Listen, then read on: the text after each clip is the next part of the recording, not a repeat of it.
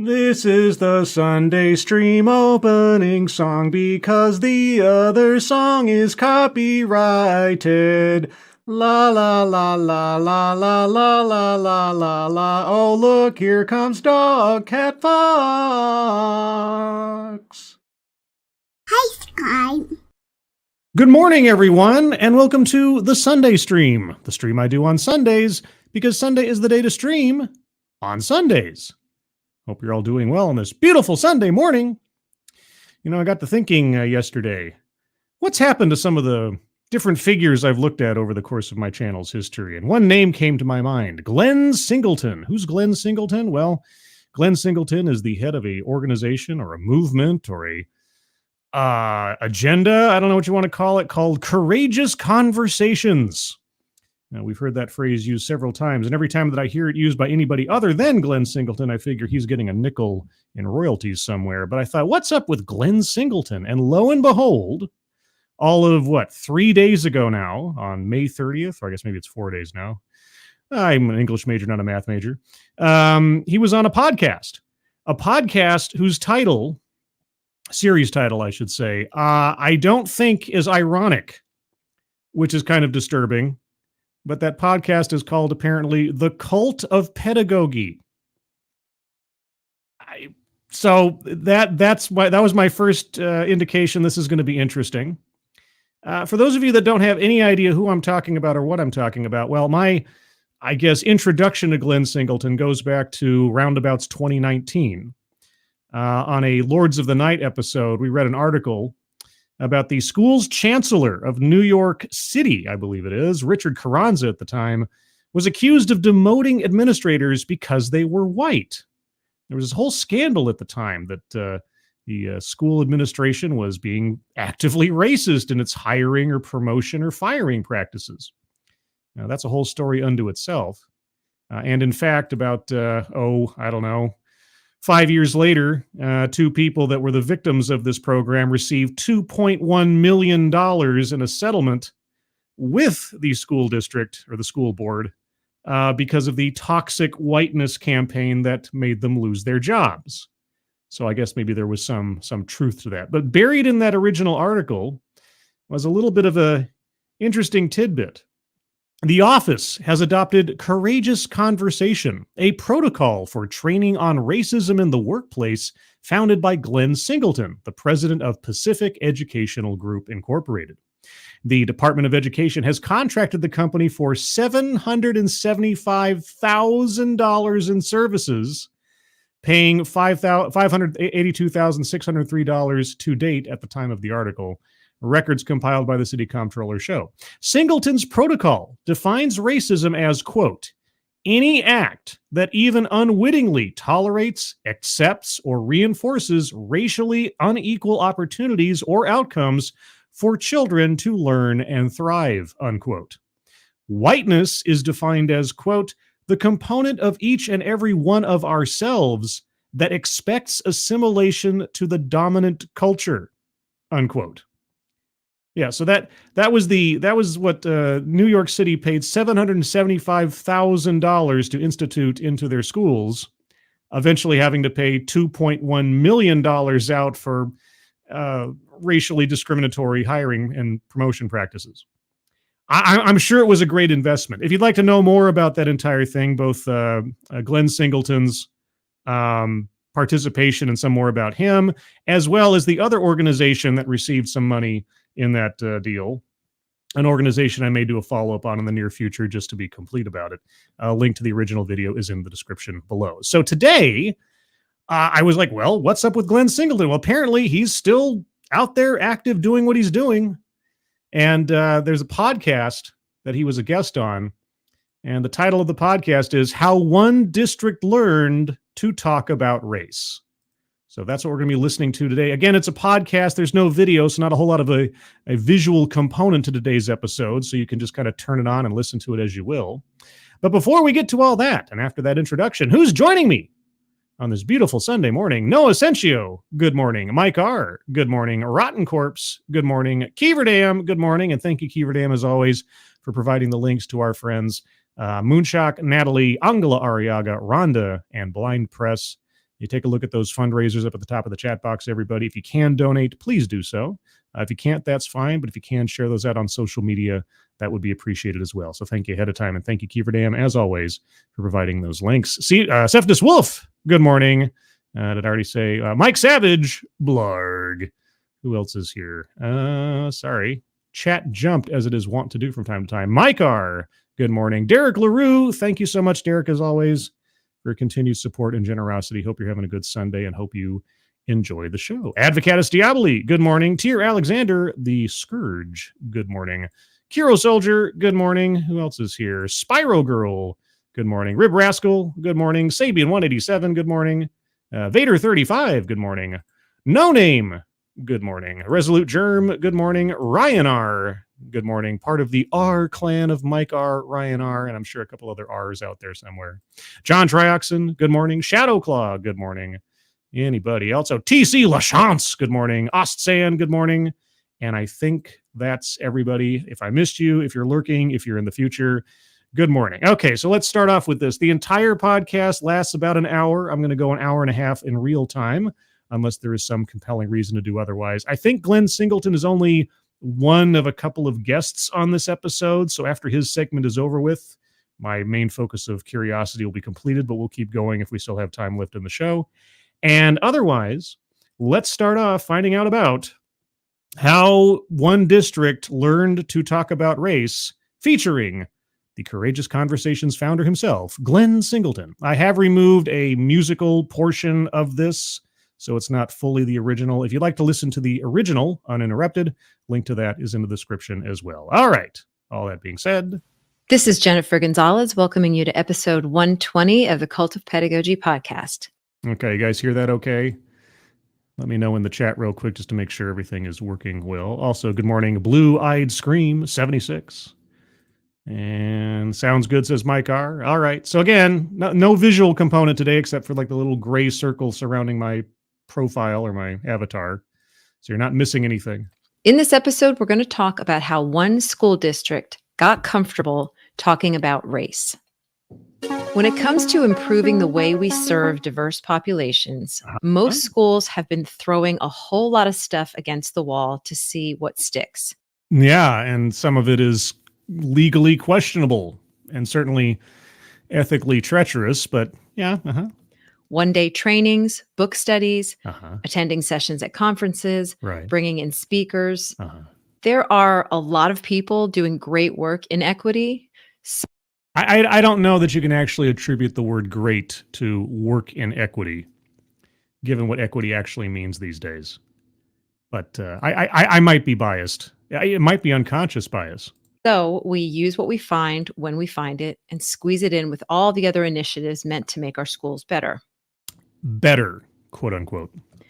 If this sounds familiar, you may be starting to feel like this piecemeal approach is lacking cohesion. That even though you and your colleagues have been shifting your practices to some degree, something is missing. Is it Courageous Conversations? Maybe it's that only some staff members are really on board with the changes. Yeah, the real dyed-in-the-wool zealots. And then there's people who are more rational about it and thinking, gosh, this isn't what I signed up for when I came to educate kids. My title is educator, not indoctrinator. While you're sensing resistance from others, or behaviors are changing, but you get the feeling that hearts and minds are not fully present. Yeah, how do you convince people to give themselves over to this nonsense willingly and enthusiastically? I don't know. How do we do this?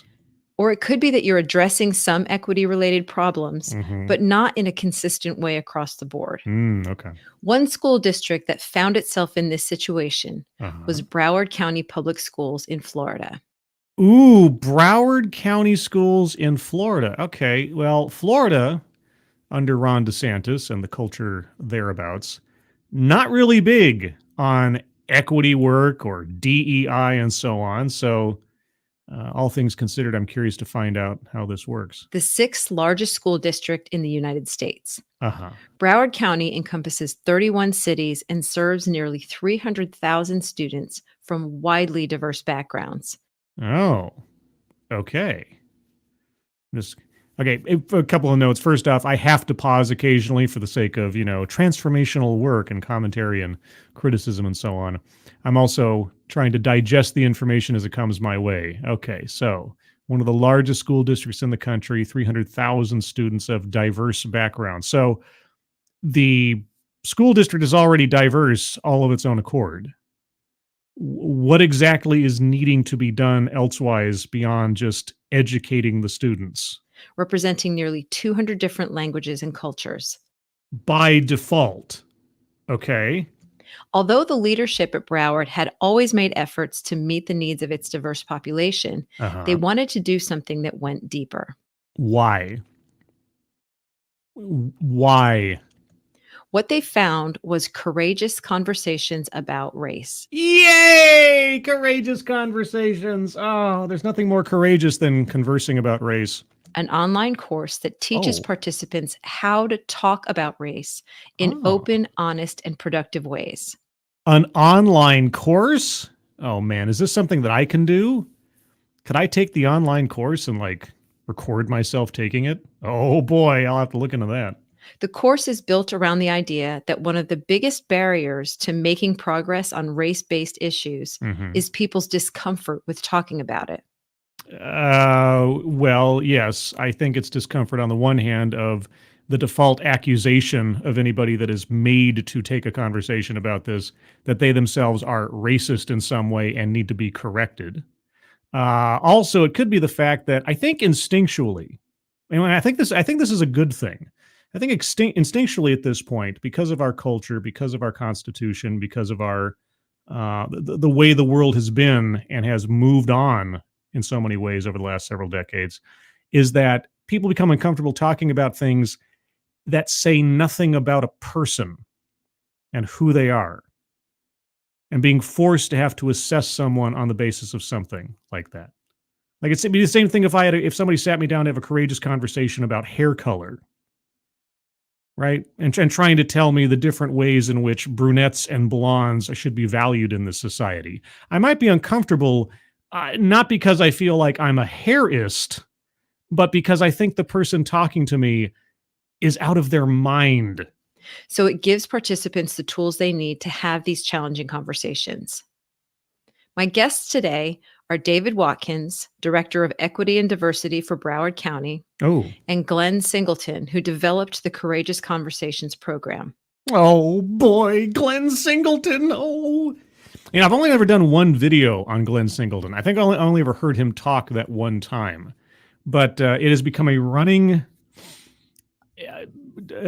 theme, joke, whatever you want to call it, whenever somebody says the phrase courageous conversations. And honestly, that phrase has come up a lot of times, not in relation or not referring to Glenn Singleton at all. So again, like I say, I figure anytime anyone brings that up, he's getting a nickel. We'll talk about why Broward County decided to enroll 300 teachers in the course, how the program works, and the ways teachers have changed since completing it. I'd love to know, what was the selection process for the teachers? Was there anything in particular about these teachers that necessitated their extra education? Before we get started, I'd like to thank Kidem for sponsoring this episode. Okay, well, I'm not going to take the time to listen to your advertisement for somebody else. Alan Thyler, holy cats. Thank you so much, Alan Thyler, for the #1 Samurai Dogcat Fox. Oh, Dogcat Fox. Wowie, wow, wow. Oh, there's a Kiever Dam Dogcat Fox. Thank you so much, Alan. Very much appreciate it. Hope you're having a good day. Hope you enjoy the show. Okay, I'm going to have to spot check myself on this ad. Is she going to keep reading the ad? Administrators, you spend countless Yeah, okay. Let's skip ahead a little bit. Students. How do you show off those personal touches to your administrator? I don't know. Can we get to the conversation, please? Designed specifically for them. Kidem Academy. No. I don't care about whatever that is. Classrooms in a No. How long is this ad? trial. Support also comes. Okay, support. I don't care. Kids learn to be safe, more confident explorers. No. I wish I'd known ahead of time she'd do ads. I would have cut them out, but I didn't know. So 1 second. The EPN family now includes No. Boy, this is a lot of ads. YouPodcastNetwork.com. Okay. Are we done? Now let's learn about Broward County's experience Yes. with the course Courageous Conversations About Okay. Race. Yay. We'll start by talking with David Watkins, Broward Oh. County's Director of Equity and Diversity, about why they felt their district needed to take their equity work to the next level. Okay. Well, I mean, it's not Glenn Singleton. We're not to the star of the show yet, but okay. Sure. Broward County. Why did you feel the need with a student population that was already by default very diverse to go the extra mile into imposing further equity work on your classrooms? Our district has always prided itself on being progressive or being innovative, not only with technology, but with how we reach our most vulnerable youth. What's innovative about focusing on people's skin color in education? Now, seriously, what is innovative about that? That sounds like a giant leap backwards. But, what do I know? Also, a couple more good mornings here before I miss out on people here. Kay Scholl, good morning. Pads 1982, good morning. And Tony Giff, good morning as well. Let's see. And I think if I missed anybody else, I apologize. And so the work around the elimination of the school to prison pipeline with looking at discipline disparities or school-related arrests, expulsions, suspensions. The school to prison pipeline. So it's the school's fault that kids are behaving badly. Mm-hmm. It's not, I don't know, the home lives of the children. It's not the children themselves.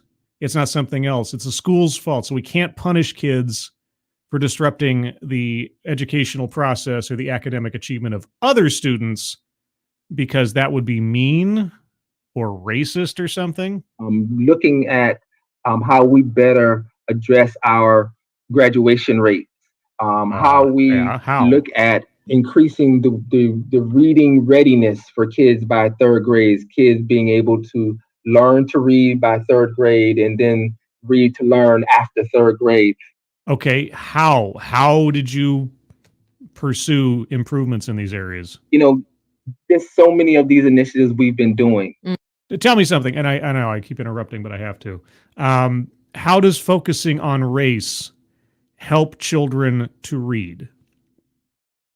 I mean, I'd really like to see a line drawn here between those two ideas.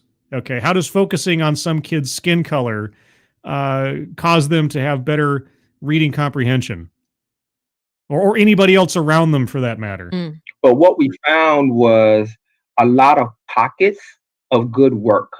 Okay. But not a systemic process to make sure that it gets into the hands of teachers across the system as end users. Our largest single ethnic group of students is Haitian descent. Okay, Haitian descent. And so what specifically are you going to do or have you done to cater to that one demographic? Many of our children who are African American, by how they present themselves, often their families don't identify primarily as African American, but a representation of their ethnic heritage from their island nation. African American in how they present themselves?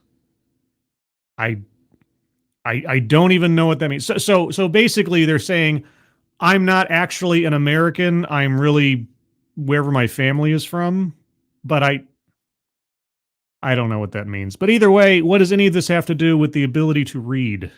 We have a very large Hispanic community, which is not primarily of Mexican descent, which is how it's represented in many parts of the country.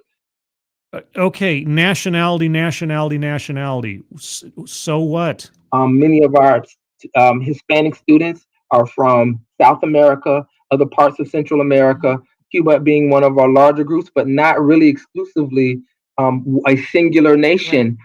Okay, so what you're telling me is there is a vast panoply of individuals that come from different heritages, different ethnicities, their parents or their families come from different countries, and so what? but many nations, Venezuela, Colombia, Argentina, Brazil. Well, I feel like I'm listening to the countries listed off by Yakko, Wacko, and Dot. And? A lot of variety in our makeup. So a diversity, you might even say. So when we looked at our community, our student populations, our families, and then those who are leading the education. Well, this is. Are we going into too many of the teachers were white, or there was not enough representation amongst the educators to match our population of students? Is that where we're headed here? I feel like that's where we're headed. Oh man, give me the chance to use my psychic stinger. Student populations, our families, and then those who are leading the education. What we found was the teachers and the leadership weren't connecting very well with the community. Why? When we looked at our teaching staff, we still had high numbers of what I would term. You would term? Oh boy, guys, get ready. Are we in for a new buzz phrase? Mainstream American educators.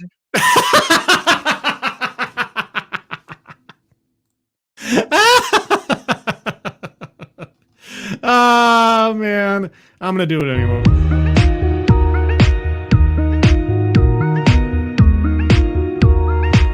Mainstream American educators. Boy, if ever there was a dance step around saying what you mean, I'll tell you that's not the best I've ever heard, but it's up there.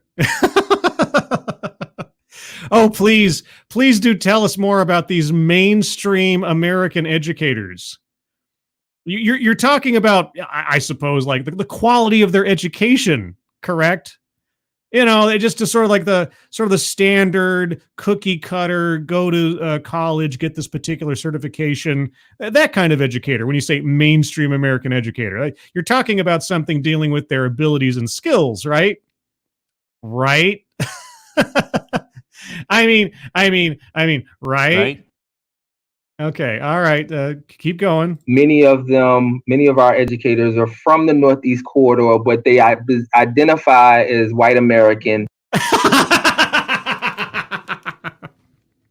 They identify? Really? Would you accept the identification as a white American from an Asian man? From a black man? From a Native American? I mean, what? Identify. Okay, dude, you're wasting so much time just not saying what you mean. Just get to it, would you? Which is our largest teaching group. Teaching group? Okay. Many of our Black teachers still identify as American-born Black teachers. Is it because they were born in America and just happen as well to be Black? Is there something wrong with identifying yourself as a natural born citizen of America? But many of our student populations and many of the communities that our schools serve don't identify those two groups as their primary ethnic racial identifier. And so what we were finding were educators struggling to understand the populations that they were serving. Okay. So taking a step back for a second, what would you propose to be the solution to this problem? Right? If the teachers can't identify with the students and the students can't identify with the teachers because the teachers are mostly of a particular race and a lot of the students are not of that race, well, golly, I guess you would have to start employing teachers to match their students. I mean, if you had a classroom that was a mix of students that had a Haitian heritage or a Latino heritage and maybe some, a whole mix of different countries therein and so on. And golly gee whiz, I mean, how could the students understand each other, let alone the teachers? So really, I guess the only way to make sure that everybody gets the education that they need and that there's no disconnect between teachers and students is to just have classrooms that are segregated one culture and ethnicity to another, both on the teacher end and on the student end. Make sure that only like can be taught by like. I mean, that would solve the problem. Is that what Broward County is pursuing? I mean, you're setting the table here. This is the problem. The problem is students and teachers can't connect because they're of different groups, quote unquote. So what do you think should be done?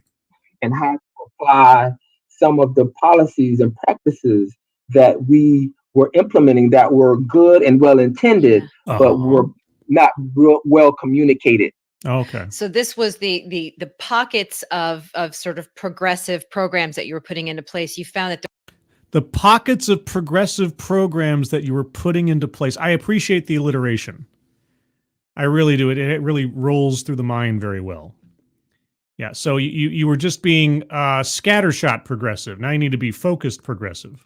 And focused progressive is to solve this problem by. So this was the pockets of sort of progressive programs that you were putting into place. You found that there was not a sort of philosophical, like deep connection that was connecting all of those together. And that's where you wanted to go to the Courageous Conversations course. Okay. So the Courageous Conversation is going to solve the problem of disconnect between students of certain ethnicities and heritages and teachers who don't possess those ethnicities or heritage.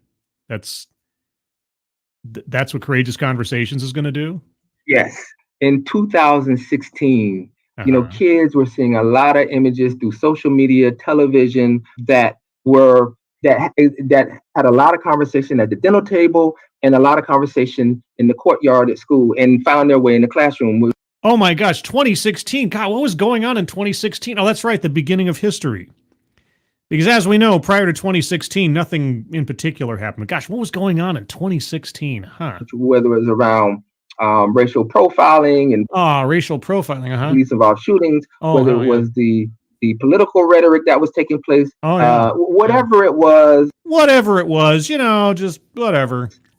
There was a lot of conversation. Yeah. And educators were struggling with how do they allow this very important, rich conversation to take place in their rooms, but not make themselves vulnerable to a misstep in communication and potentially cause them their reputation, their job, or what have you, whatever fears they had.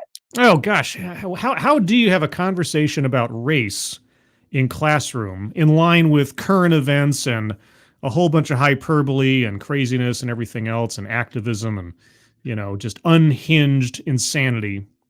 How do you have and how do you save yourself from making a misstep or destroying your reputation or your whole career by saying the wrong thing or having a student say you said the wrong thing and thus make a microaggression or an overt aggression and show your unconscious bias? Hey, I got an idea. How about not bring it up? How about focus on your discipline? Hey, kids, all that other stuff you leave outside the classroom. Today, we're going to talk about math. All right. Today, we're going to talk about world history or whatever the subject is, and leave all that stuff at the doorstep. You are not required to pontificate about current political thinking in the classroom unless absolutely necessary.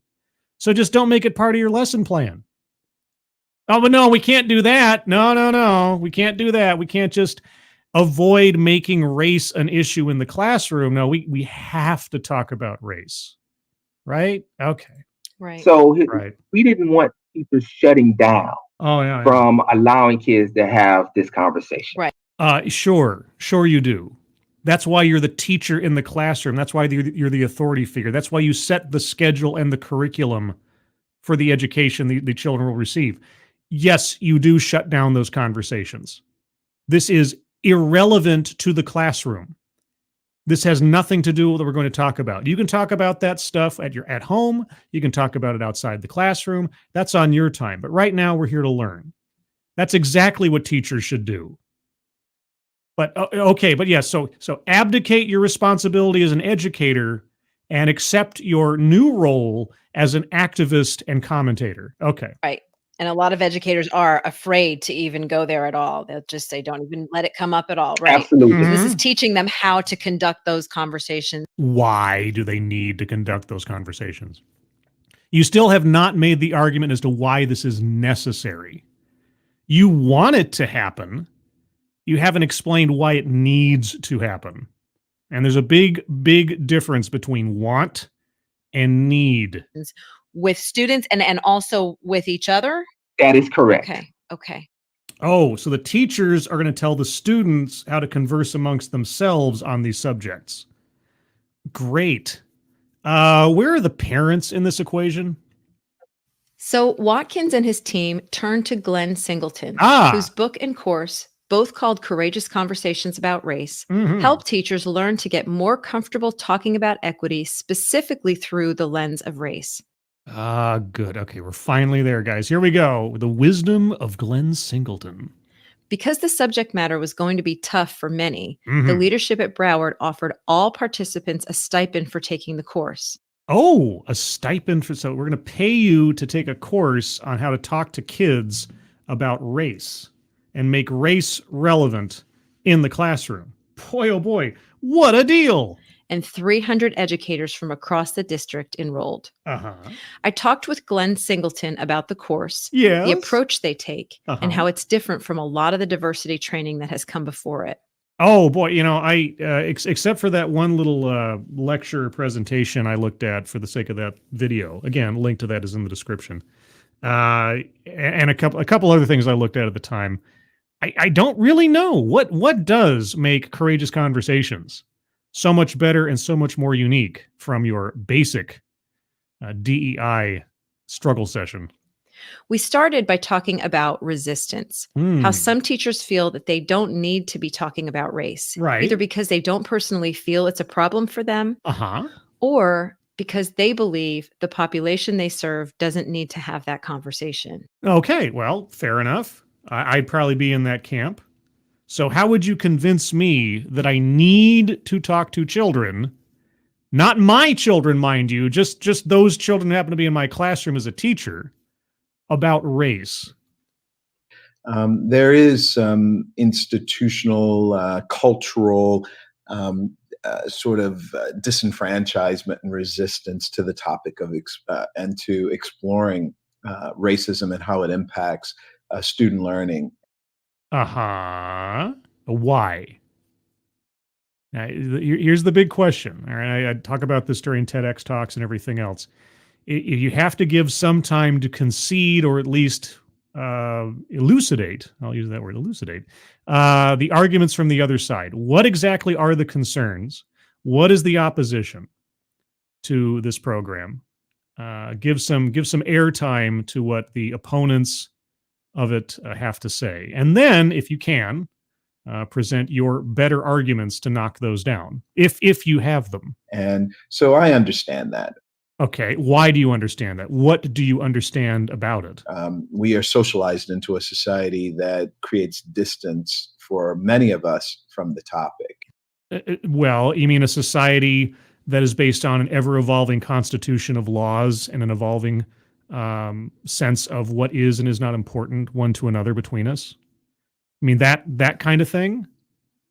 Where we're supposed to, on the basis of the Civil Rights Act, the language of the Constitution that has thankfully evolved over time to mean what it said, more so than it did when it was first written, that we're supposed to assess and treat each other equally, that we're supposed to look beyond surface levels and see people for who they are and not what they are. That kind of culture? You mean that kind of thing that we're socialized into? Is it such a sin to be socialized into a society or a nation that strives, ever achingly, slowly strives to treat each other fairly and without prejudice on the basis of what you look like? Boy, what a terrible thing. So obviously we have to oppose that. I can't blame people for how they act because it's just the society they've been socialized into. That society that at one time was actually the progressive society. But now we have to take a step back because I got money to earn on discrimination and hatred. Racism is indeed a global, a societal, a national issue. And so the question then remains for us, what part of this issue am I going to take on? What part of this issue am I? How about not assessing people on the basis of their skin color? How about being the change you want to see? How about not saying racism doesn't exist, but just not practice anything that would elevate or denigrate people on the basis of race? How about making race an irrelevancy? I want to start that movement. Race irrelevancy. How about that? Can we do that? Can we do that as the counter to racism? Can we do that as the counter to anti-racism? Just race irrelevancy. Let's start that. And it starts with not having conversations about race. Right. And so rather than seeing this as individually targeted and seeing this as a my problem or a your problem, it's an our problem. Right. I'm not making an accusation about you. I'm just saying that you're a victim of a system that makes you a villain. No. You're not at fault. I don't blame you for being racist. It's just the way that you've been raised. And so we really have to talk about this because you're not even aware of how racist you are because it's just so common. Right? It's like fish in water. You don't know that you're swimming when you're a fish. You don't know that water is something extra. It's not until you get out of that water that you see a different perspective on the world. And you suddenly realize, I've been swimming in water this whole time. I had no idea. My job is to take you out of the stream and put you on solid ground. Does that sound about right?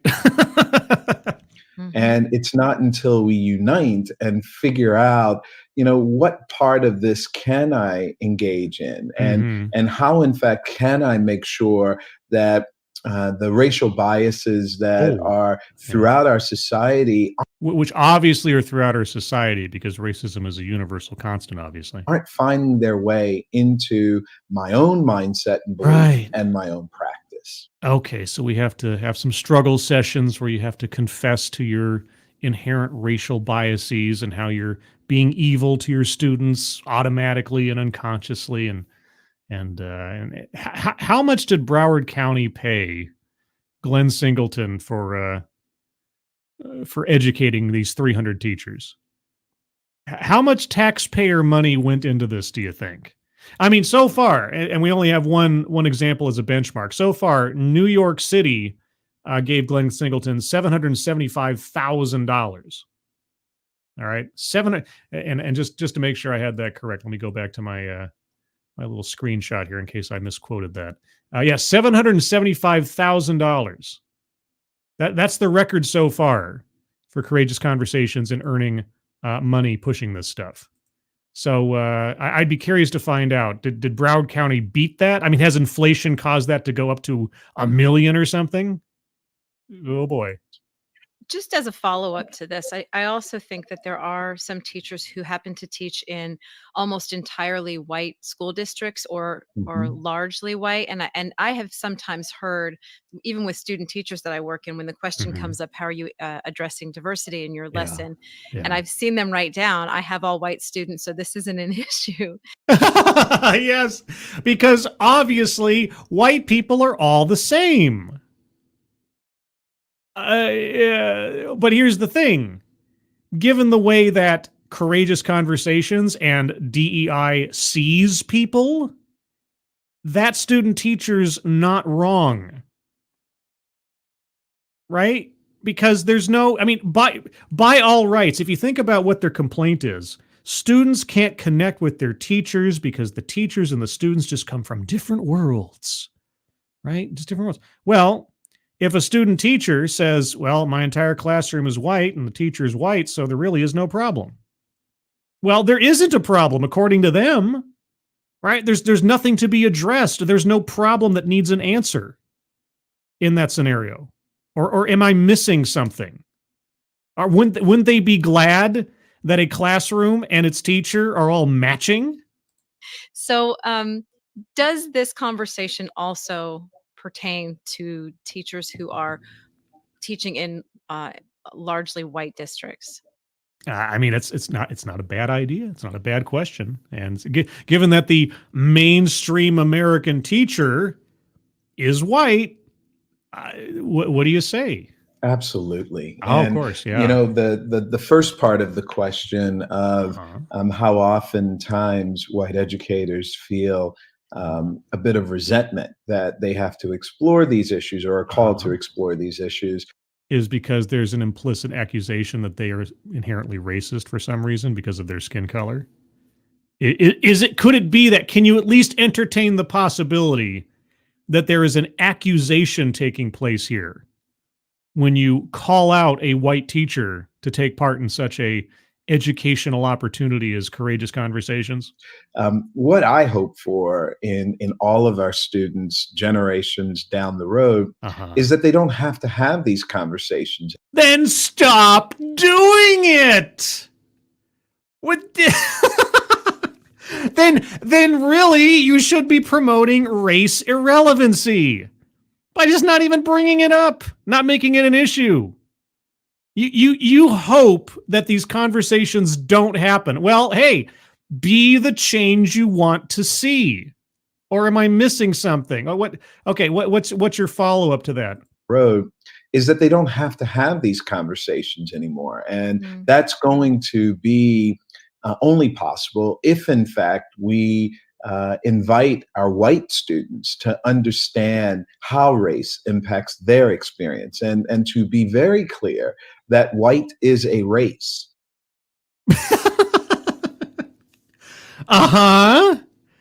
Okay, so you want to stop having conversations about race, but you have to be very clear that white is a race. Wow, that's innovative. And does race determine culture?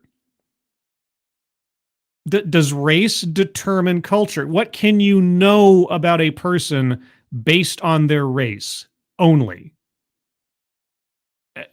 Tell me true. And so when we're talking about race, we're talking about the full spectrum of racial identity. No, you're talking about melanin count of an individual, and that's it. You're not talking about a spectrum of anything. You're winnowing everything down to the lowest common denominator. You're not looking at any variety.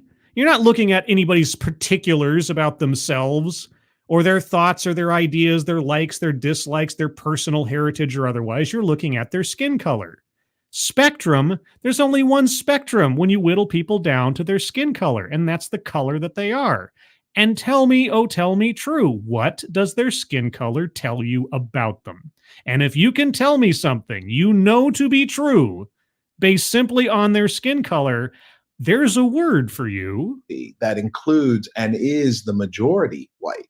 And when we talk about racism, then we're talking about that system of oppression and that experience that people of color often call out because they are targeted by the racial injustice.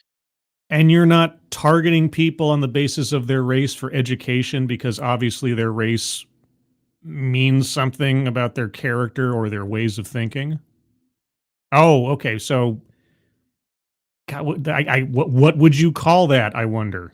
And so to understand how this all works, we all need to participate. And it's probably most important that the all-white classroom also develops some will, some skill and knowledge, as well as a capacity to be able to investigate, examine, and understand how race has played out historically, how race plays out today, and what those sort of vestiges are that find their way into each and every one of us.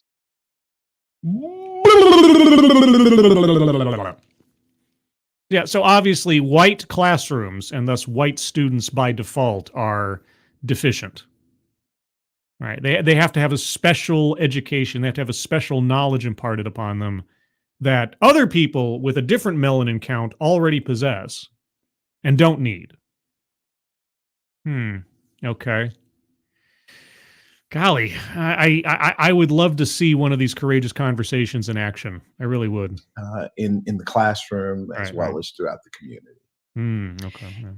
There's one of the things that I was reading in your book early on had to do with typical responses to this idea that we do have a racial problem in schools, which right. Okay. So you have to be preemptive in your answers to people's objections.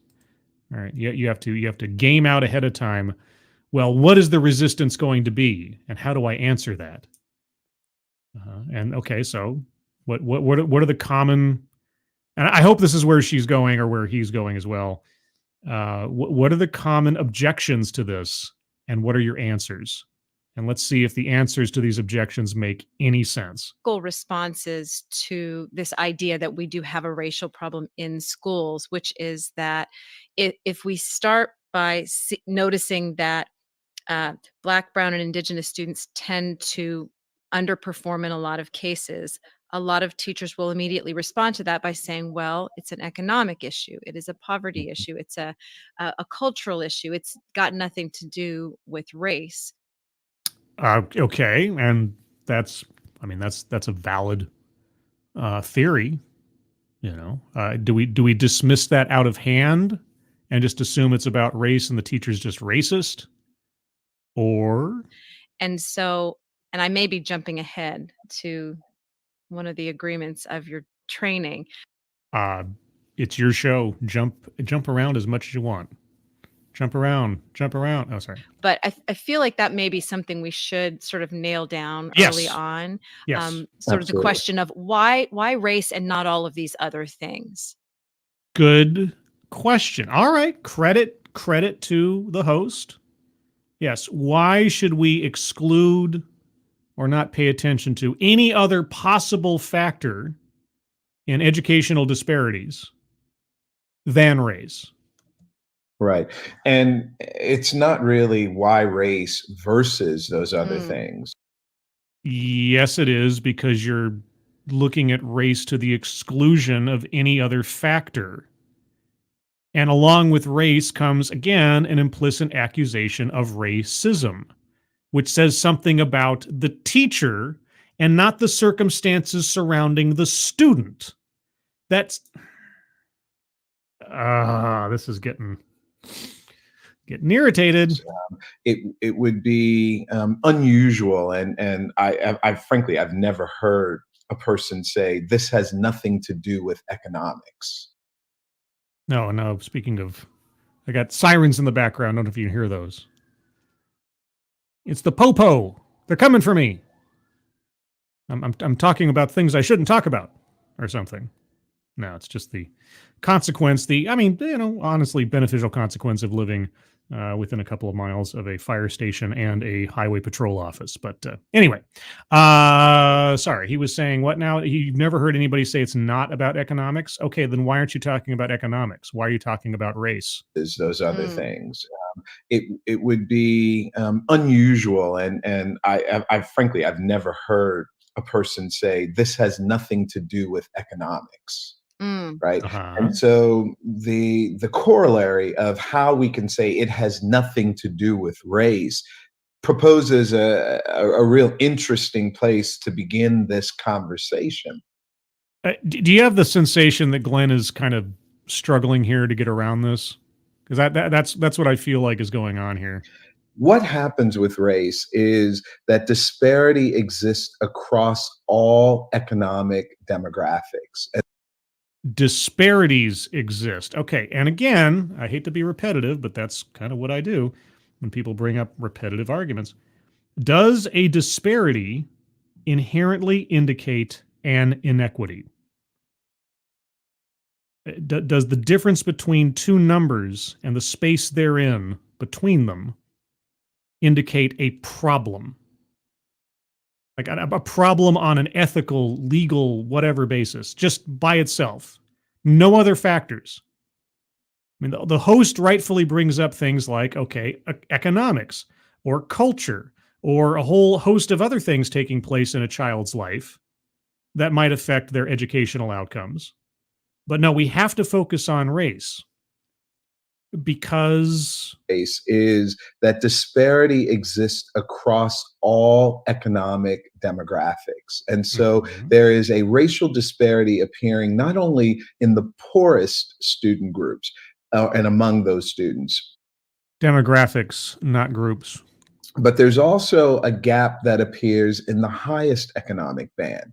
And so this racial disparity does not go away just because we are higher educated or we are more resourced economically. Well, then speak to culture then. Is there something inherent to culture that transcends economic situation? I mean, because again, if you're going to be talking about academic outcomes and you say it's about race and you go back to teachers, because this all goes back to teachers, then ipso facto, it is the teacher's fault that the students are performing badly because the teachers themselves are racist, knowingly or unknowingly. Right? It's the school's fault. School to prison pipeline. Everything resolves back to the teachers and the school districts and the taxpayer money that you are paid with.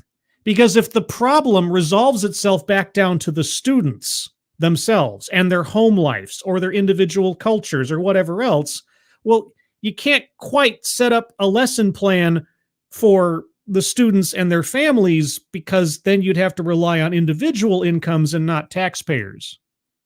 Or am I just being too conspiratorial here or something? It permeates society at all economic levels. And so it shows up, it appears differently. Yeah, disparities appear all over the place. Can you see if I take this one measurement and split it up on the basis of skin color, there are differences in numbers, guys?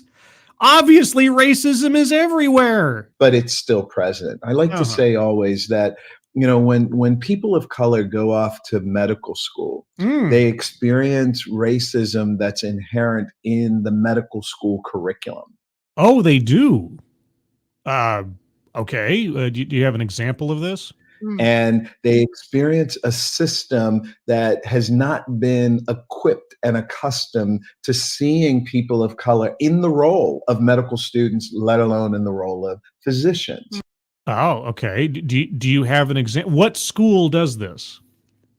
Or schools? I mean, they can be related one to another. I'd love to hear an example. I mean, you must be able to name a specific school that does this. I mean, why? Or would that be potentially, demonizing a future client of yours if you did so?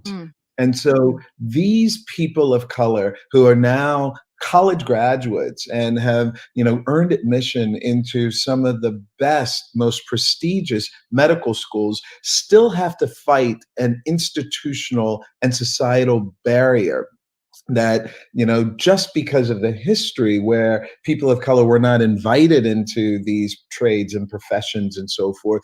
Okay, I have to pause occasionally. So she asks a question as to why focus on race? What about these other elements? And he has gone through the most circuitous route around even coming close to answering that question. Right? And he's very skilled at it. He's very skilled at avoiding what he's being asked and just piling on and moving slowly towards more talking points that are completely unrelated to the question.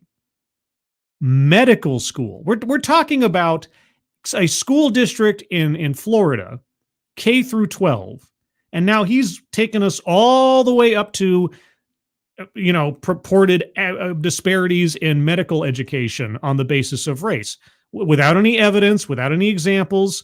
It doesn't say anything about what she asked. Right? But we've gone there so smoothly that you'd almost think that he's somehow answering the question, but he's not. He's just filibustering. He's just piling on with stuff that doesn't say anything, proves nothing, and he has no evidence for. So,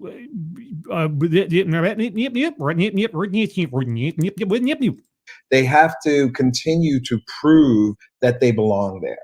They are often not seeing doctors and mentors and so forth that look like them.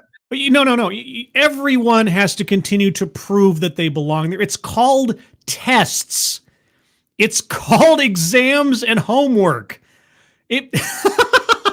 I had to continually prove that I could be there at college because I had to take a test. If I failed out of every class, if I didn't show that I belonged there, I would be kicked out. It's prove that you belong. Yeah, because I take one test and I never have to show that I can do that thing again. Right? If I'm going in a particular profession, doctors shouldn't have to continually prove that they have to be there. Right? They got their PhD and then they show up to the clinic and they just say, hell, I'm just going to play, Tetris all day and drink gin. I don't have to continually prove myself here in my profession, in my career. No. It's done. I did the one thing. I'm done. I got through the door, guys. There's nothing else I have to do. What are you talking about? Seeing doctors and mentors and so forth that look like them. And they will then, once they become... Hold on. Let's back up. All right, so you're talking about education and mildly merit and everything else, and now we're back into simple surface level appearance. I guess that is part of courageous conversations. We're not invited into these trades and professions and so forth. They have to continue to prove that they belong there. They are often not seeing doctors and mentors and so forth that look like them. You see how quickly he moves from something that could almost be considered a sort of merit argument, and then we're right back down to the lowest common denominator. And has he even approached to addressing the question that she asked? No. But he's just filibuster, moving as far away from what she asked as possible so he never really has to answer the question. But he can still sound like he's saying something meaningful. Thank you, Faustonia. So very much. Hi, Scribe. On February 1st of each year, I like to replay an old 60 Minutes clip, you might know it, of Mike Wallace interviewing Morgan Freeman on Black History Month. He said we should stop talking about race. It's about 1 minute and it's great. Yes, I am very aware of that clip. It is great. Morgan Freeman sets the table and knocks it all down, like I say, inside of about a minute. It's very simple, right? He says something effective, I'll ask you to stop referring to me as a black man, right? And I'll stop referring to you as a white man, and we can just be men, and I'm an American. I'm not an African American. I'm an American. It's American history is my history as much as it is anybody else because I'm an American.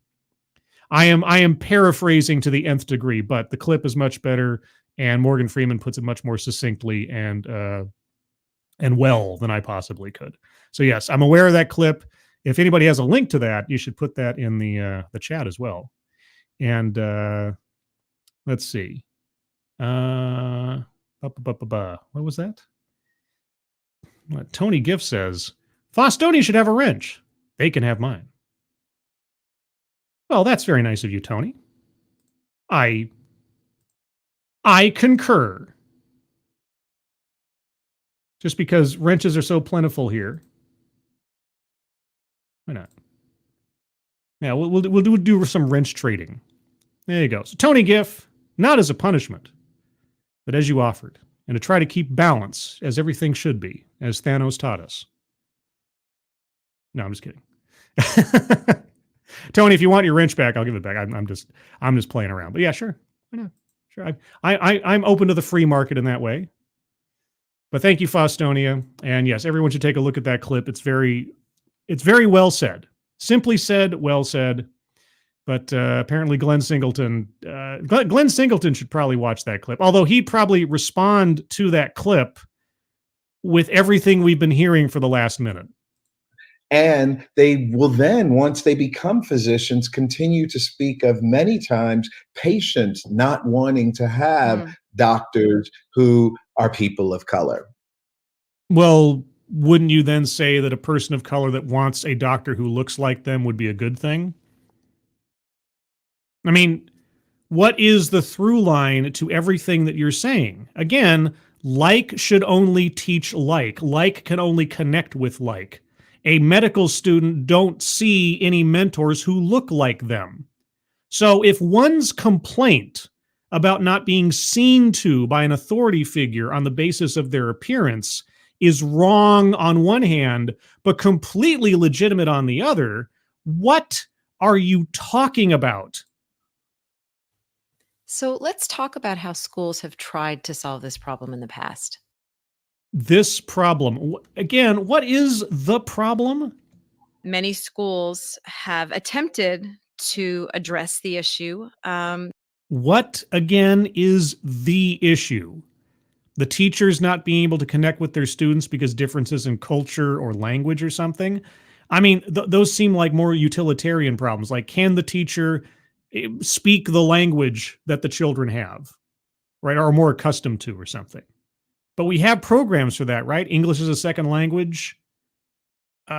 What exactly are you talking about? Especially since No Child Left Behind, that What? they know that they have to do something, and they have attempted to hire in companies or have diversity trainings. But a lot of times these tend to fail in terms of achieving any meaningful results. No. You have to detail what has been done. What is the problem, and what was the attempted solution, and why did it go wrong? And then why is this option the better one? I'm getting into TEDx territory. Why is it so difficult for people to give specifics on what they are talking about in order to form a coherent argument? It's just alluding to things and abstracts and sort of like, well, they tried some things and they didn't work. And come on. Why do you think that is? Yeah, well, as a person who really came into this work through that more traditional mechanism of What is the traditional mechanism? providing a broad scale diversity training, I think that the first reason that diversity training tends not to work in its traditional form is that we don't address the why up front. I'll give you that. You're not giving us a why. Why is this necessary? What is it meant to do? What is it meant to fix? What is broken that requires this as a bandage? And so people, and in this case, teachers, don't necessarily understand why they're engaging in a kind of training that is to help them to understand how difference plays out. No. You have to first why are they taking part of this training? Well, you loaded that with the answer, or your purported answer, right? To make them better. Better than what? What? Can you see how this works? It's like, why do I have to take this training? Well, you need to be able to learn to see the da-da-da-da-da-da-da-da. Which, in that answer, he's already saying that there's a problem without providing any evidence. Right, let's listen to that part again. Address the why up front. And so people, and in this case, teachers, don't necessarily understand why they're engaging in a kind of training that is to help them to understand how difference plays out. Okay, so see, he's already putting the why within the why without giving any explanation. You need to understand how difference plays out. That's why. Well, what differences are you talking about? What do you mean? What am I doing wrong? Well, no. We don't need to go that far. We already know there's a problem because you're here. It's ridiculous. What differences are, and what differences are? What do you mean by differences? See, everyone is different because everyone is different. That's not an inherent disability. That's not an inherent barrier to entry for teachers and students to engage with one another. What are you talking about? And why understanding that actually improves their productivity and their work. Understanding difference improves the productivity and work. Okay, you know what? I can't recall, and this is just my anecdotal experience. I can't recall a time in elementary school where my teachers did not go around and assess where different students were in different areas, and then had to figure out how to best cater and curate the curriculum and their attention to different students on different bases. Like if you had a kid in the class who was really good at math, and you had a kid in the class who wasn't so good at math, you might pair those kids up to work together when it comes to math problems. And it would be especially beneficial if you had sort of a, yin and yang kind of situation where you have the kid who's bad at math but really good at spelling, and you have the kid who's bad at spelling but really good at math. You sit them next to each other and they can help each other out. And that helps the teacher, right? The teacher identifies where different students sit at different levels of different subjects, and then either focuses their attention or rearranges the classroom in such a way that there's sort of a knock-on effect in educational benefit one to another. I mean, I've seen that in nearly every one of my elementary school classes.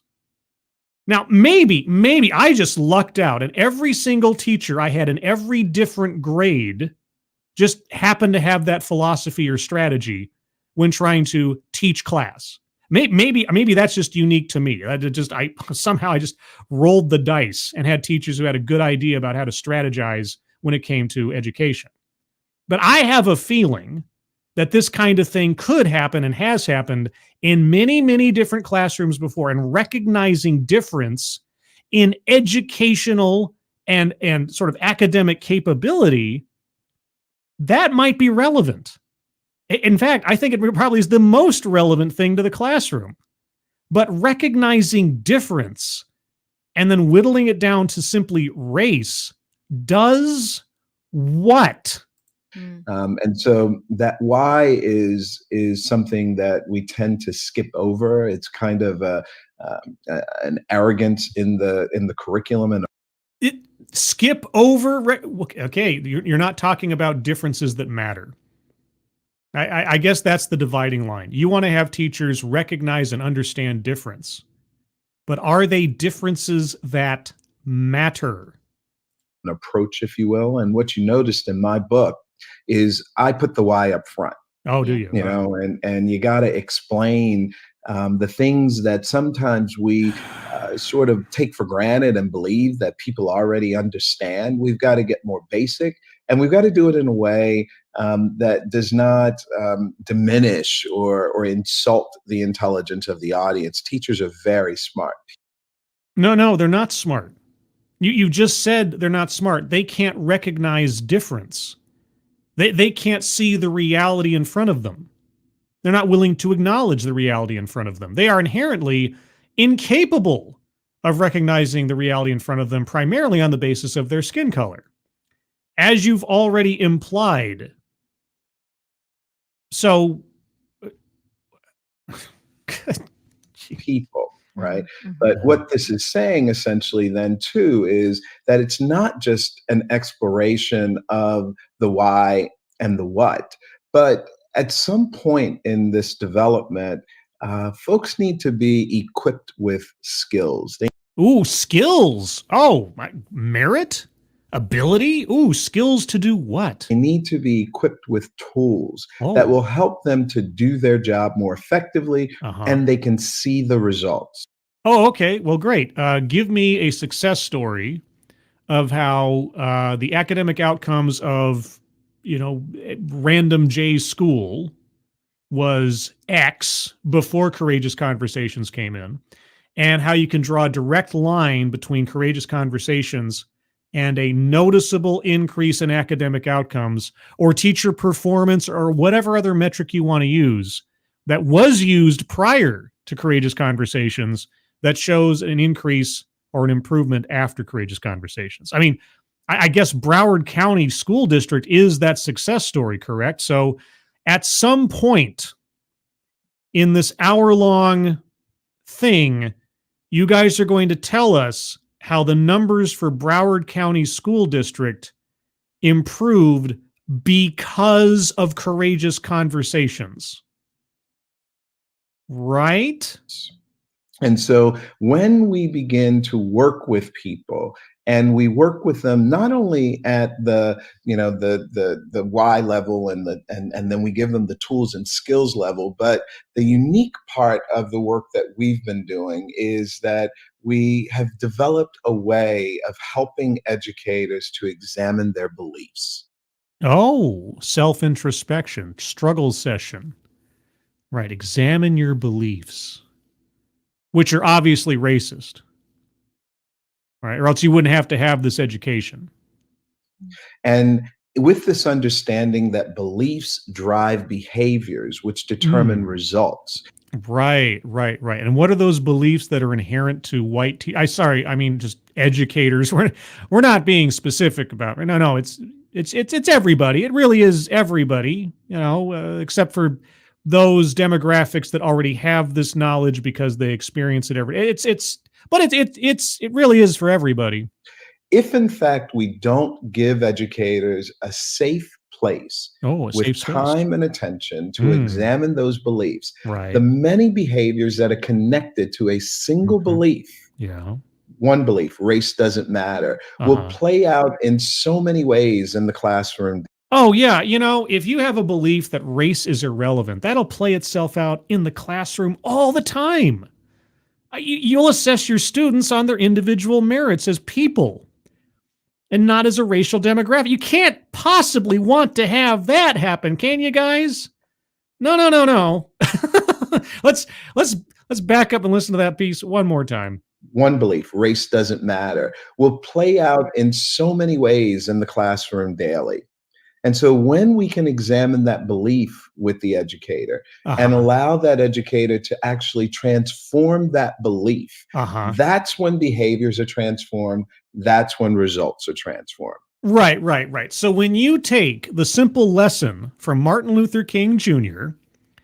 that said that we should all assess each other on the content of our character and not the color of our skin, if you're operating under that belief, we have to transform that belief. We can't have you moving through the education system thinking that race is irrelevant, that race shouldn't matter, that it should come down to individual performance and character. No. You are doing wrong. Just how much money? I am going to look this up after I get done with this. How much money did Broward County or the state of Florida pay this man for his services? I really want to know. Did Broward County beat New York? I mean, did it exceed $775,000? I can't wait to find out. And so this process is necessarily a more comprehensive process than traditional diversity development and professional learning has taken shape. Yeah, because what you do is you isolate an entire group of teachers. I said group, although it could be demographic. Group of teachers into a isolated struggle session, focused guilt trip scenario to examine your beliefs. And this whole idea of allowing educators to get at beliefs and to transform those beliefs. Oh, allowing educators to get at belief, not forcing them, not coercing them, not compelling them, allowing them. Oh, right. Because, working through the rest of my day, I just do not have the permission to think about what I'm thinking about. Thank you so much for allowing me to examine my beliefs. And then give educators license and permission to look at new ways of exercising those beliefs in the classroom through their curriculum instruction and assessment practices. No, you can't. So if I have a belief that race doesn't matter, I'm not being given permission to exercise that belief. I'm being told that belief is incorrect. I'm being told that belief is wrong. You want me to exercise your beliefs. You want me to transform my beliefs to your beliefs. You're not doing anybody any favors here. Oh, it sounds so benevolent. Oh, we're going to give teachers the opportunity. We're going to allow them to do this. We're going to give them permission and license to do this. No, you're making them conform to your belief system. And if they don't, then they're doing wrong. That's been the goal. Okay, and we're going to be getting into, and actually in just a few minutes, some of the specifics of the way that you actually make that happen. Oh, specifics in a few minutes. We're halfway through this talk practically. Specifics only. Oh man, I'm gonna have to turn this into a part 2. Oh, jeez. Get ready for a Monday show or something, maybe.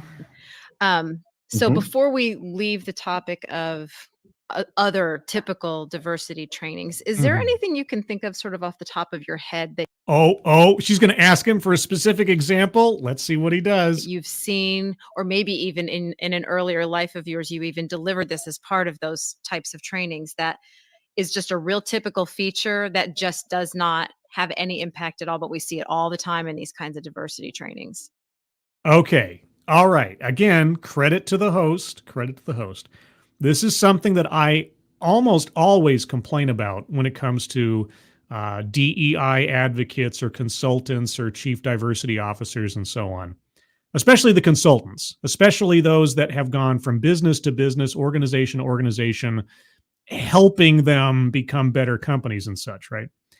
I'm always wondering, like, okay, if you had to give me an elevator pitch for this service, there has to be some common error that a DEI consultancy professional has seen over and over and over again. Some boilerplate basic problem that they cite and can detect when they first enter a company that you could tell us about without giving away any confidentiality, without breaking some sort of code that says you're not going to talk about your client's personal problems and so on. I get that. But there's got to be some lowest common denominator, sort of simple thing that so many companies, have a problem with. And that's essentially what she's asking here. So yes, tell us, please, something, some basic error that school districts or organizations make. Will he give us an actual solid example? Absolutely. Sometimes there is such a desire to have people sort of coalesce at the end of this experience and, kind of have it's been cliche called the kumbaya moment. Okay. The kumbaya moment. All right. We've all gone through this diversity training or whatever else. Yeah. Right. And unfortunately, that is synonymous with this idea of let's agree to disagree. Okay. Right. And the problem with this, when we start talking about identity and diversity and equity and inclusion, is that we have these discussions and we are focused on this kind of professional learning and development because we're really talking about systems of power. Okay, so she asked for an example of a problem you encounter. And there's the end of the session, there's the end of the training, kumbaya moment, which, okay, I guess could be a little cringy, especially if everybody was sort of mandated to take part in this and everybody's supposed to just come away. Okay, all right. And if we don't interrogate and dislodge those systems of power that are inequitable right now, an agreement to disagree leaves that in place. What?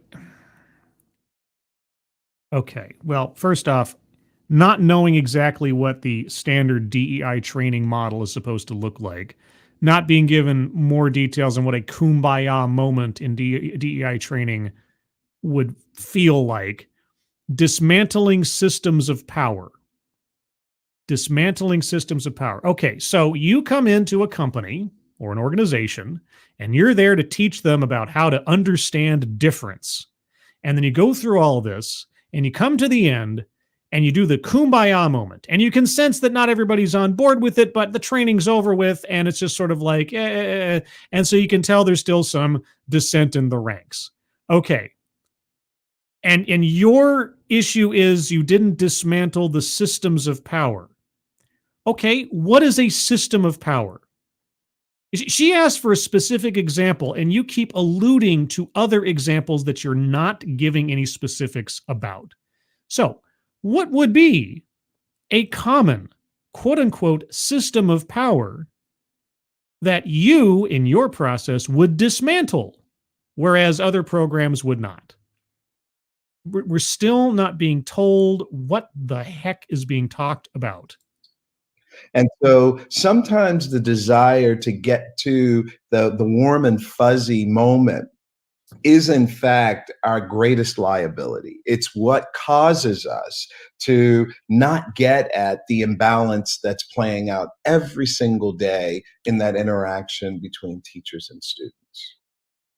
Nothing.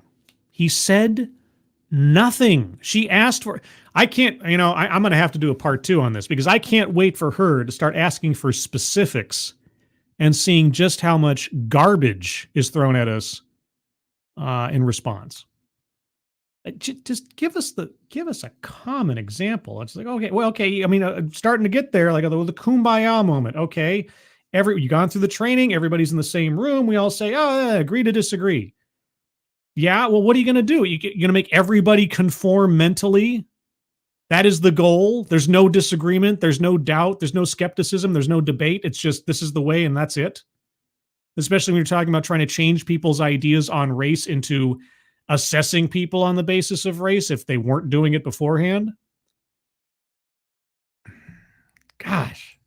When I think about sitting at these types of trainings, to me, there's a very strong sense in the room that there are right things to say and that there are wrong things to say. And most of the people in the room, particularly the white people in the room, look terrified to say the wrong thing. Yeah, I wonder why that is. Is it because they'll lose their job, they'll be canceled, and so on? Just as an aside, and I did do a Richard Carranza, the former chancellor of New York City schools. He did a TED Ed talk at one point, and I did a TED talk with Richard Carranza on there. I think you can find it on my channel somewhere. But Lexi Mads gives us a little update on Richard Carranza himself.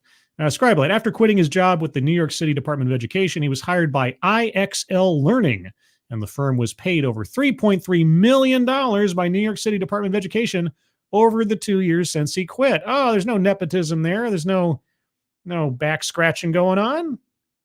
No, not at all. Not at all. It's just, it's just a coincidence, really.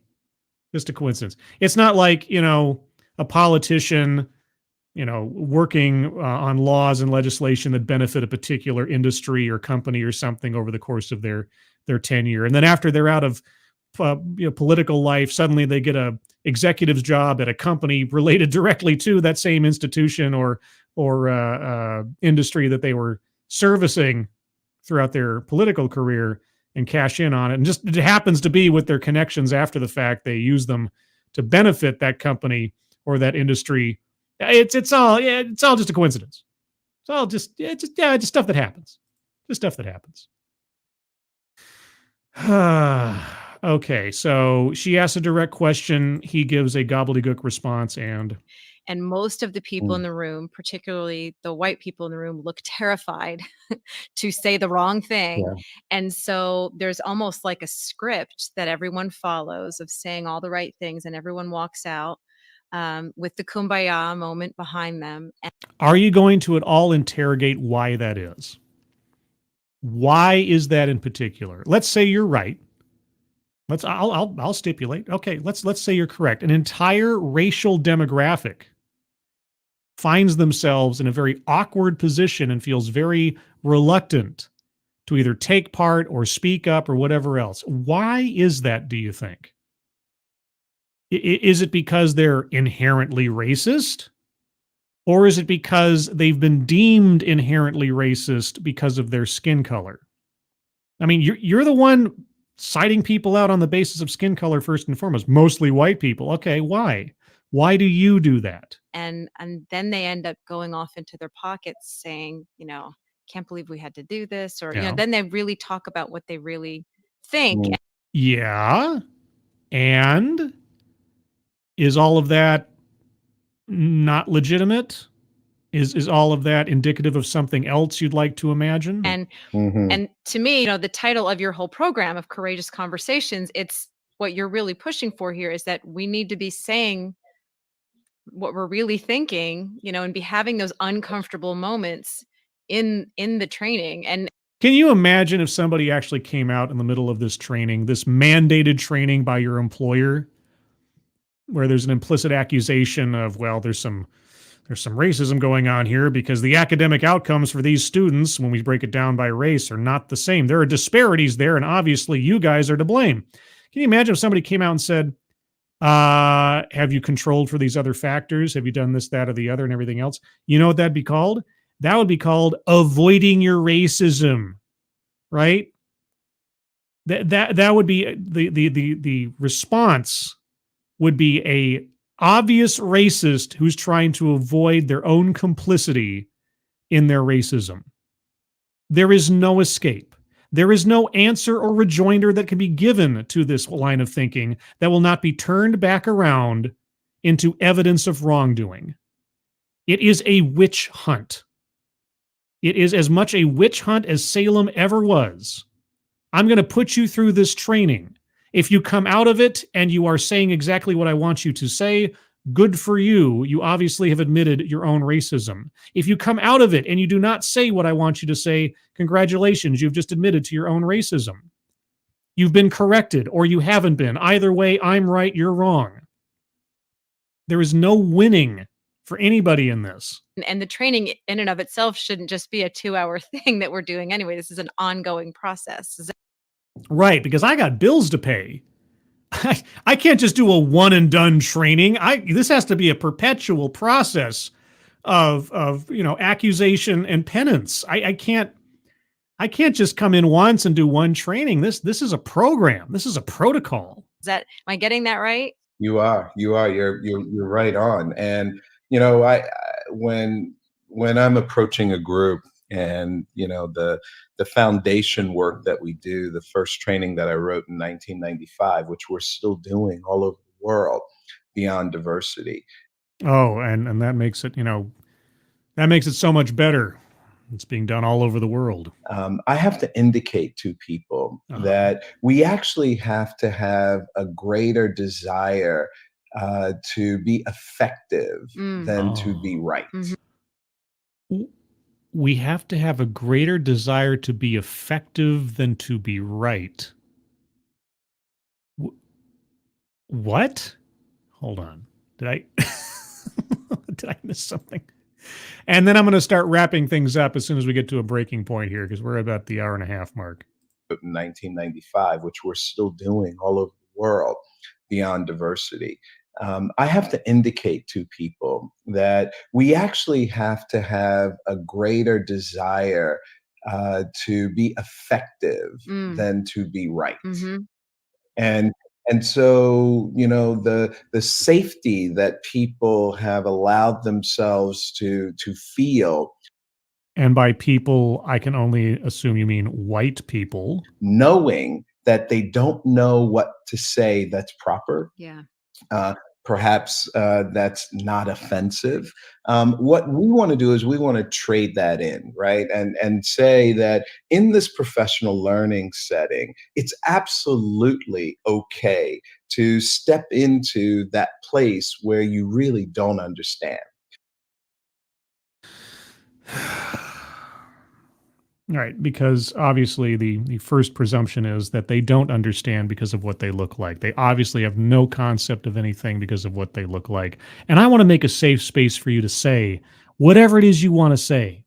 And then I can tell you how you're wrong in saying that, because ultimately I am the arbiter of truth. Anything you have to say is wrong because I'm here to tell you what's right. No one else can have, you can have your differing opinion. I mean, you can say whatever you want to say, and I want to give you an open forum in which to say it, so then I can have the opportunity to correct you. It is a no-win situation. The deck is stacked. The game was rigged from the start. And any conversation that you are withholding, that you believe you need to have as a sidebar out in the parking lot, etc., I want you to question why you are not willing to have that conversation in the forum for learning. Because it risks my reputation and my career, given the sensitivity of anything and everything that is said sideways these days, or that someone decides to make into an offense. That is the magic of microaggressions. Anything someone says, if I decide it hurts my feelings, therefore it is bad and that person is bad for having done it. Even worse so than if they'd done it blatantly and overtly, because it was micro. It was subtext. It was so psychologically buried that it's just part of what and who they are, and they are inherently bad and they just don't know it. But now I know it because I'm the Witchfinder General, you see. And I want you to also think about this from the mindset of your students, because if students function that way in school, they'd never learn. Function that way in school, they'd never learn? What, have conversations of their own opinions outside of the classroom that are irrelevant to... Yeah, they'd never learn if they had to focus on learning only. Actual learning something, that was academically, intellectually substantive, let's say. Substantive.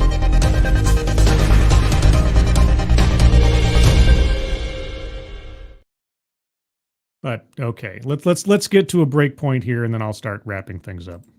They don't come in understanding the chronology, if you will, of the Civil War or of any kind of biological or mathematical theorem and experience that they're learning. They have to ask questions, and more than likely, those questions are going to reveal their ignorance. Right. Yes, but you're not talking about questions of fact and history and science and math. You're asking questions about someone's beliefs. You're trying to have them articulate beliefs. You're telling them that their beliefs about race irrelevancy are inherently wrong.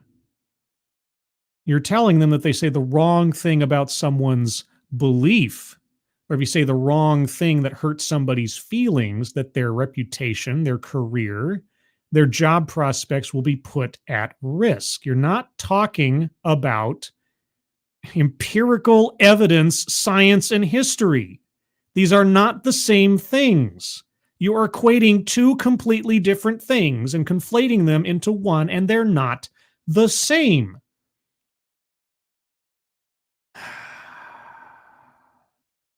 Interrogating someone for wrongthink is not the same thing as a child asking a question about a historical event of which they are currently ignorant. Wow. Wowie, wow, wow. Right. And they are allowed to be ignorant because they have not yet learned. Oh my God, this is... This verbal alchemy.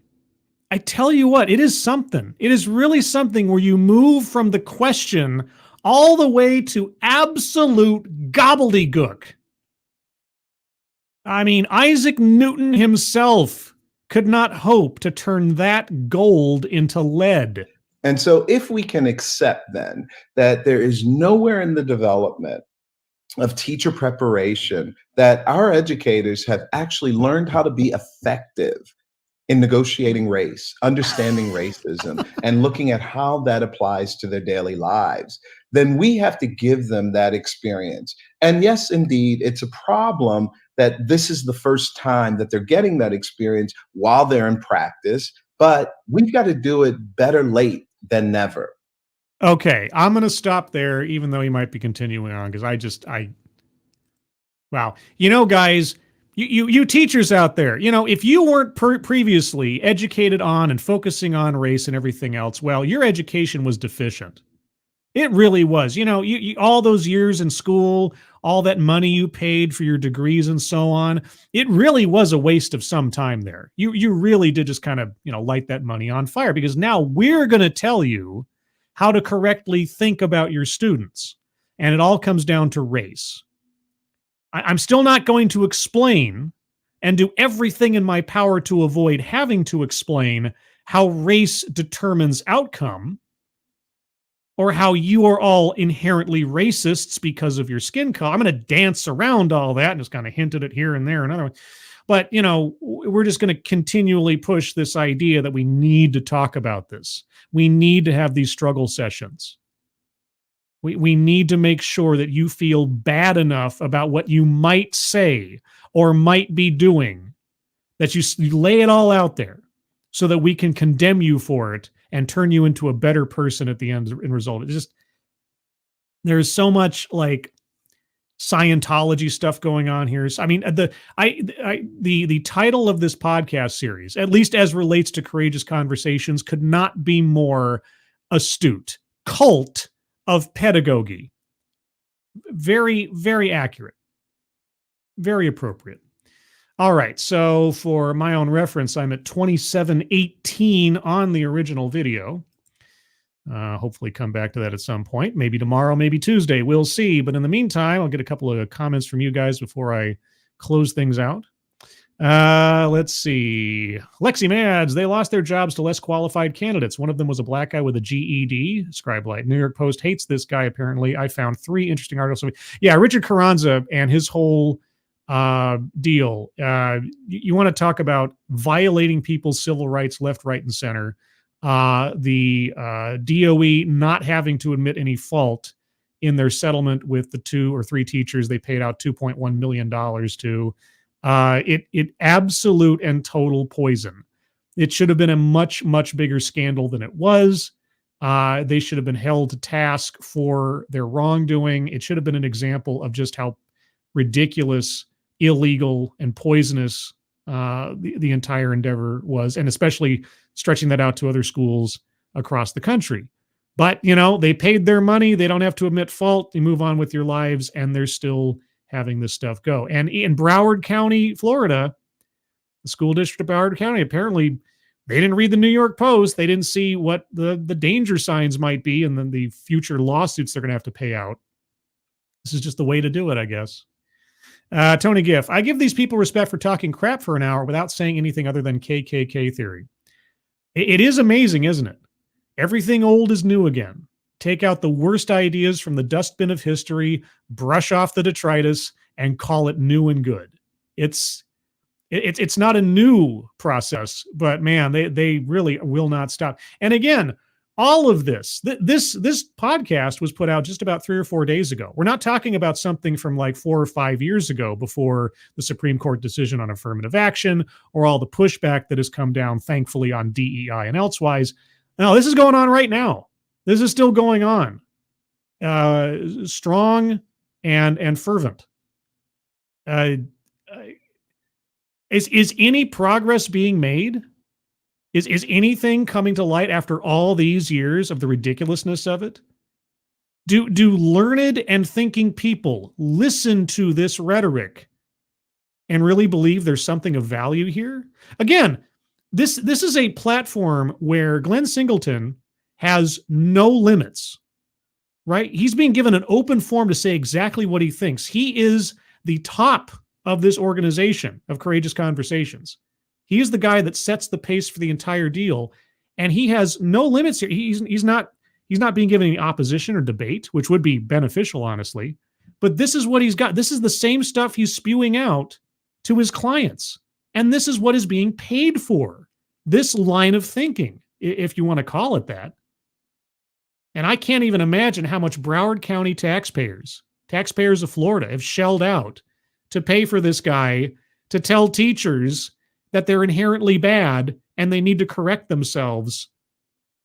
But anyway, let's see. Derek, isn't DEI the new age of KKK? Well, I mean, if you look at the actual, again, we just have to look at what they cited as the problem at the beginning. And I've talked about this for years now when it comes to representation in the classroom, right?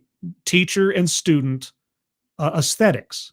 If the teacher does not look like their students, if the teacher cannot connect with their students, then something is wrong. Academic outcomes are inherently damaged because of this disconnect. And so how do you solve for that problem? Well, I mean, again, we've heard about affinity groups in schools and everything else. We've heard countless times from educators and administrators, if a student has one teacher of color in their career, their academic scores just automatically go up. And I constantly say, well, why not follow that theory out to its ultimate conclusion? If that's all it takes to improve academic achievement, why wouldn't you want to make sure that every student and every teacher look alike all the way throughout both their careers? Like should only teach like. We'll get better outcomes that way. So how is it that they are not promoting racial segregation in schools? I don't know. I don't know how it is they're not outwardly saying that in that kind of bluntness, because that's what they're asking for. That's what they're saying the problem is and suggesting what the solution for that should be. And if that's not a complete turnaround, it's with a character from Zoolander or whatever. Am I taking crazy pills? I do not see what other outcome they could be asking for when they say things like that. And we heard plenty of it in this podcast so far.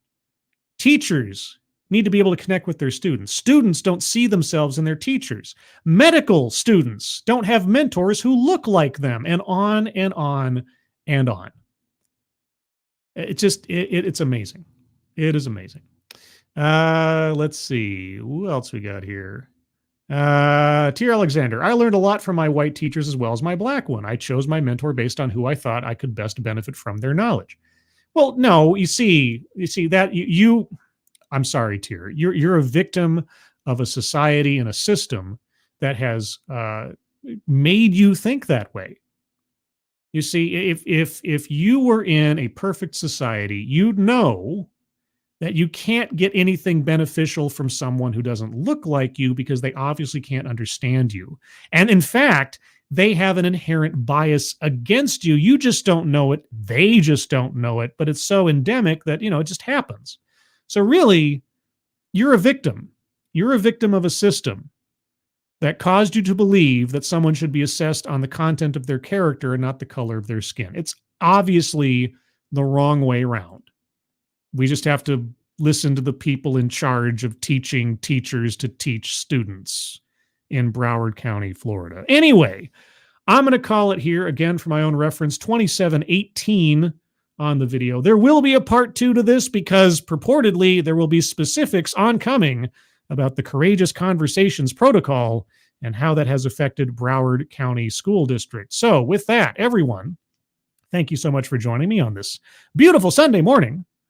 Remember that, I will let you know when the follow-up show will be. It might be tomorrow. I can't say for sure because of work stuff, but sometime in the next day or two, I will do a follow-up part 2 on this.